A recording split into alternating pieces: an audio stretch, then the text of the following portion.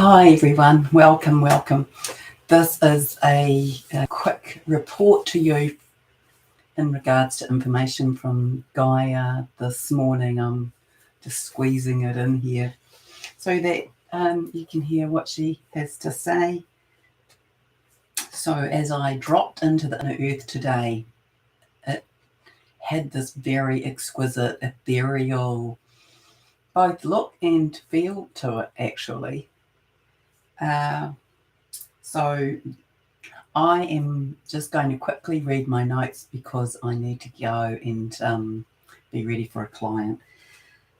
So the energy today, again, and if you woke up like this, then that's a match for me, with me. And I woke up knowing that we had gone to a higher place, a higher frequency overnight, and that it feels ever so soft and open. Those are the adjectives I would give it. So the inner earth today contains floaty, ethereal, white mist. The inner earth beings have gone about the business of resetting and realigning, and we can see this as a new dawn and new day. The levels, if we're speaking of what I was shown 2 days ago, are at about half again now, ready to build and receive, like the immersion element. When I went to Egypt, some people on the tour, they had this element that they could plug in and put into their mug, and it would boil their water for their coffee in their room. And it's that kind of thing. It's preparation for this immersion element, this effect the flash has on the interior earth energy. Solar flares are coming. In the meantime, we have had another upgrade, and you may have experienced that when you were awake or asleep, as I did. So she said, keep holding the vision of planet Earth being in her shimmering golden light. So you can see that as an external field of shimmer. It's gold, it's shimmer, it moves back and forth in this kind of movement. So she said, hold it in the vision as that in her correct and proper 5-dimensional position in the galaxy. So there was this eerie stillness, even in my house and in the garden. There was just no movement for at least an hour and a half as I was watching, not even a breeze on the leaves and the trees. And I said to her, what would you like me to say to humanity today? And this is her answer: to trust. You can feel that, huh?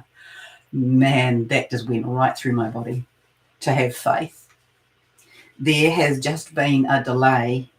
We are on the way with this planetary and human ascension. It cannot be stopped. If you are listening to this message, you already know what to expect. And when it occurs, you will have understanding and be able to rest easy and deeply that all is well. She used a car metaphor. The engine has been jump-started, the windows are taped up, the tail lights are rewired, and we are roadworthy again, ready to head home, guided and surrounded by friendly helpers. And this is another thing that's happened. And in the birthing metaphor, mother is rested, baby is breathing, contractions are restarting. Hold on a moment, I need to go back here. This is to those people who did the guided meditation work with me, I don't know, yesterday maybe. And if you do it, it will apply to you. She said to me, thank you, that was beautiful work held and done yesterday. Many of those beings who have taken part in that will now hold a different relationship with the planet, a more personalized connection. And what was done was powerful.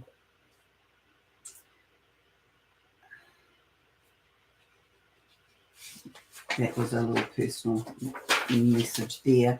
And what exactly happened regarding the leak? So when I went in sort of later in that evening here, and remember that my time won't sync with yours unless you live in New Zealand, because my afternoon is going to be your previous day, and that's what she was indicating to me, this idea that when we spoke of a day, it's the entire rotation of the day, which I don't know how many hours that is, but at the end of my day, Hawaii is still in the day before. And so it was that indication that the 22nd, so that's in terms of somebody who was pointing out how incorrect I was. I'm okay with being incorrect, because I just sit in the space of being the messenger, and I gift you what I am gifted.